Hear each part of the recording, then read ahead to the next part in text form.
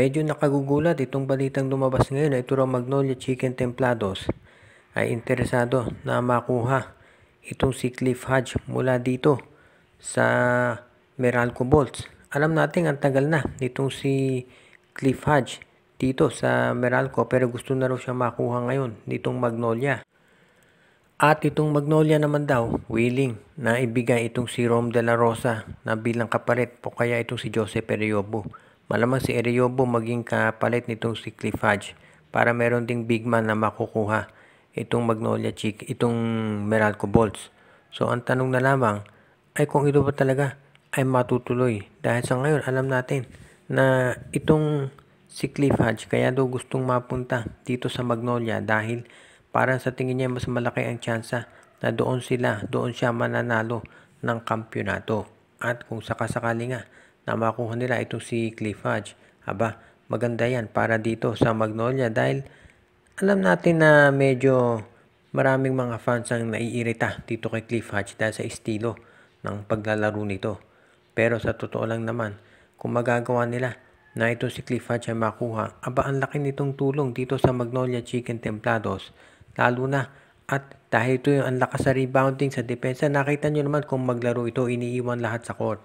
Kaya yan siguro yung angas at yung sabihin na nating tapang na hinahanap ng Magnolia. Kaya ito si Cliff Hodge, pwede yan na malipat dito sa Magnolia Chicken Templados. If ever matuloy nga yan, bagay dito sa lineup ng Magnolia at sigurado na magiging isa sila doon sa mga teams na mahihirapan yung mga kalaban dahil alam natin very physical defender ito si Cliff Hodge.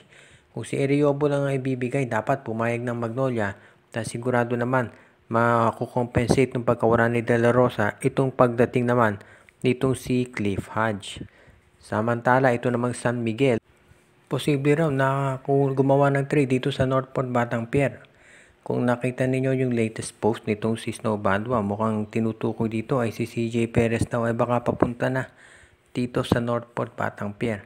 Ang spekulasyon baka itong si Arvin Tolentino ang maging kapalitan nito, straight up trade ang mangyari. Pero hindi pa natin natitiyak kung ganyan nga magiging sitwasyon. Kung sakasakali nga na ite-trade itong si CJ Perez, ang laking bagay nitong, ang laking desisyon yan para sa San Miguel dahil alam naman natin kung ano ang kayang gawin ni CJ Perez. Pero si Arvin Tolentino, nakita rin naman natin yung naging performance niyan.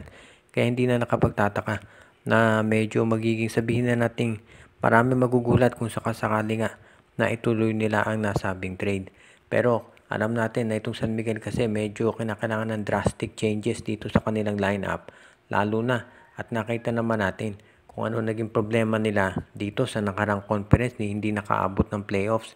Kaya hindi na nakapagtataka na medyo matindi yung gagawing pagbalasan nitong SMB sa kanilang roster. At kung kinakailangan nga na i-trade dito si CJ Perez, ganyan talaga ang gagawin ng San Miguel. Ngayon, ang magiging tanong na lang dito ay kung si CJ Perez nga kaya ang i-trade nila. Ang sabi kasi nung iba, baka si Jericho Cruz ang i-trade ng San Miguel sa bandang huli at hindi ito si Perez. Ang sabi nung iba, dahil masyado raw fair yung trade, baka parang hindi daw SMC yan. Pero siguro nakita ng SMB na may problema talaga ito si CJ Perez at parang hindi siya bagay dito sa San Miguel. At yan daw nagiging problema dito sa kanilang roster. Kaya nga mukhang yan ngayon ang nagpag-aaralan itong San Miguel Beer. Kung sakali nga na itong si CJ Perez kinakailangan na lang i-trade at dalhin dito sa Northport Batang Pier. If ever na mangyari yan, ang laking balita nito at sigurado na mayayanig ang PBA.